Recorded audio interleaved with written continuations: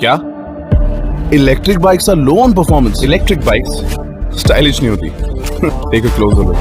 They're wrong. Joy e-bikes. Ride the change.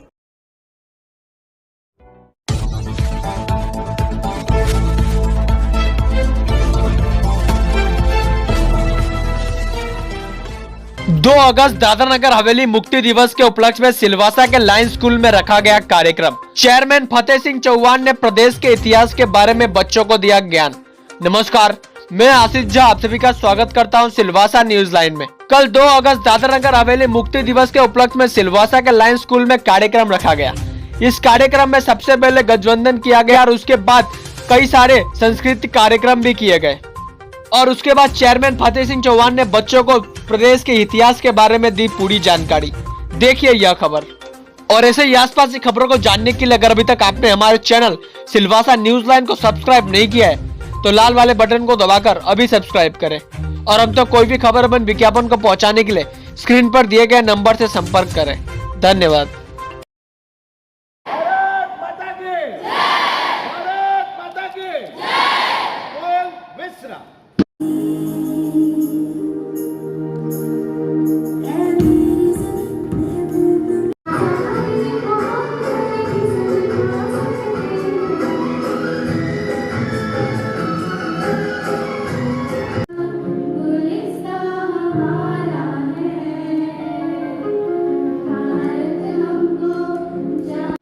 आजादी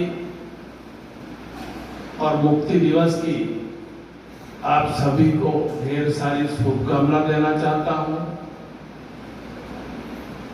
साथ साथ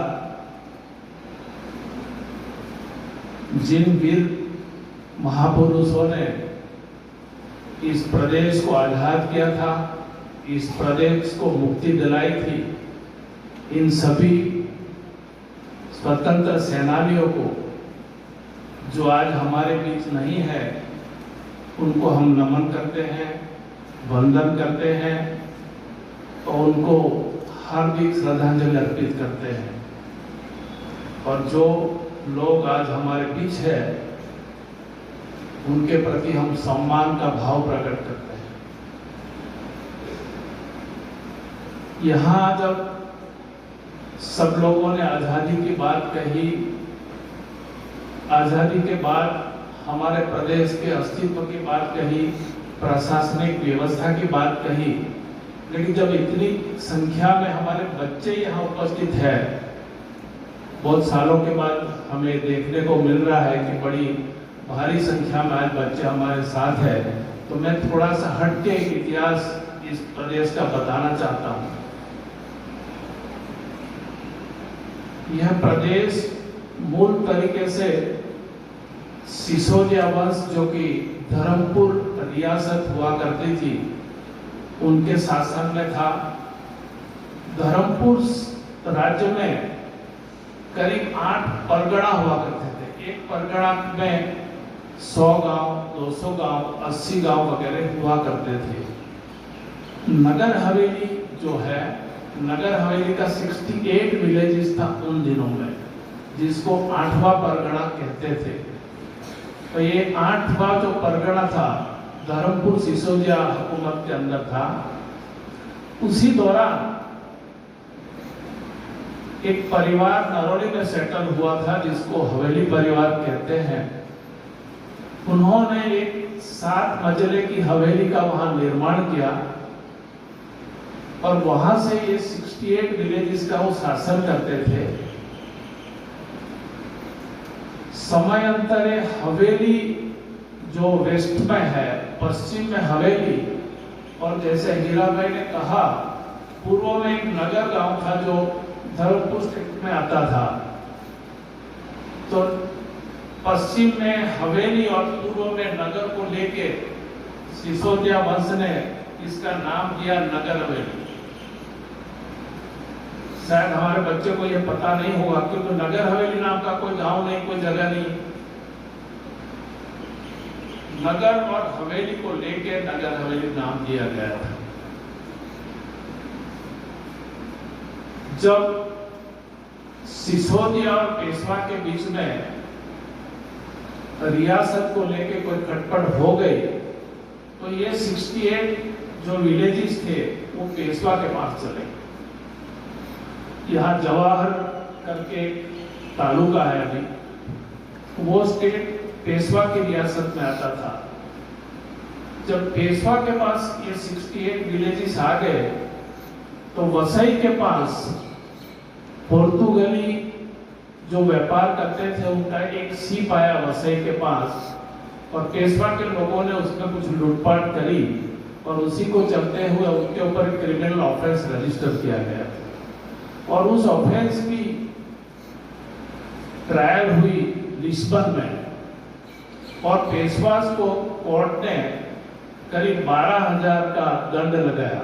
दे were imposed with a penalty of 12,000 rupees और बाद में for the recovery of that 12,000 rupees पेशवाओं ने पोर्तुगली को 68 विलेजेस दे दिए, लेकिन उन्होंने इसका पोजीशन नहीं लिया और 1783 के अंदर पहले उन्होंने दादरा हासिल किया, दादरा के बाद ये नगर हवेली लिया और उसी के बाद इसका नाम दादरा नगर हवेली पड़ा।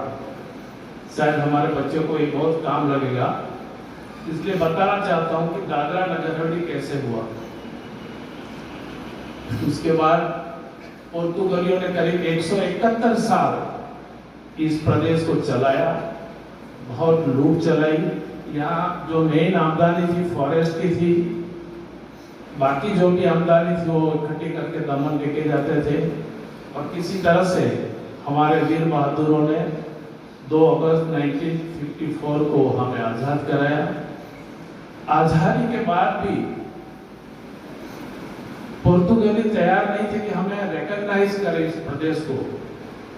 उन्होंने वापस एक लिटिगेशन शुरू किया लिस्बन में और वो लिटिगेशन जब तक पेंडिंग था तो 7 साल तक ये प्रदेश मुक्त प्रदेश रहा। लेकिन इस बीच जो गवर्नर दमन में बैठा करते थे उन्होंने एक चिट्ठी लिखी हमारे प्रधानमंत्री, पूर्व प्रधानमंत्री जवाहरलाल नेहरू जी को। उन्होंने कहा कि ये टेरिटरी मुक्त प्रदेश है, आप वहां कोई प्रशासनिक व्यवस्था की अरेंजमेंट करें। तो उन्होंने 2 व्यवस्था की, एक केजी बांडलानी नाम के इंसान को यहाँ के प्रशासक बनाया और लोकल बॉडी को और लोकल प्रशासन को चलाने के लिए उन्होंने वरिष्ठ पंचायत नाम की एक बॉडी की रचना की। मैं बड़े गर्व के साथ कहना चाहता हूँ, खास करके हमारे बच्चों को, I am the last president of that वरिष्ठ पंचायत।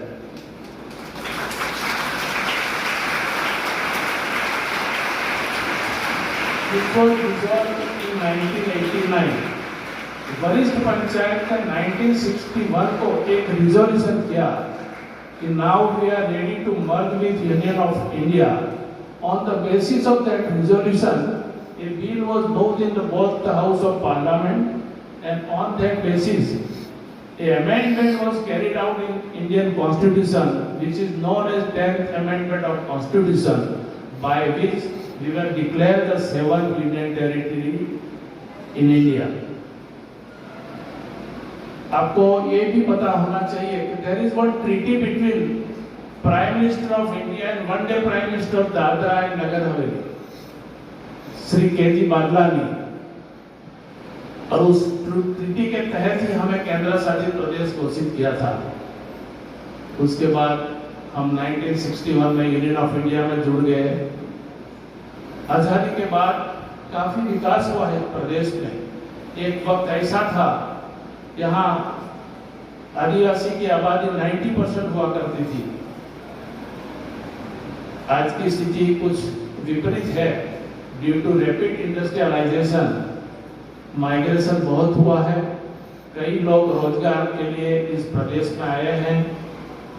उसी को चलते, उनके योगदान को चलते इस प्रदेश का बहुत ही विकास हुआ है। एक वक्त ऐसा था आजादी के समय नरोडी और सिलवासा जाने के लिए कोई ब्रिज नहीं था। जैसे हीरा भाई ने बताया तो वहां वो एक सिस्टम ऐसी थी कि एक लकड़ी का ये बनाते थे और उस लकड़ी से 2 बाजू रस्सी बांध के दूसरे लोग एक दूसरे किनारे पे को पार करते थे।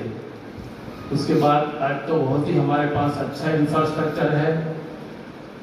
सभी क्षेत्रों में इस प्रदेश ने विकास किया है और पिछले 30 सालों में अगर 30 साल पहले कोई प्रदेश में आए होंगे तो उनको पता भी नहीं चलेगा हम सिलवासा में। 1992 में इस प्रदेश को बैकवर्ड एरिया घोषित करते हुए उन दिनों की सरकार ने इसको कई बेनिफिट दिए। आज इंडिया के सबसे ज्यादा बिजनेस हाउसेस हमारे यहाँ है।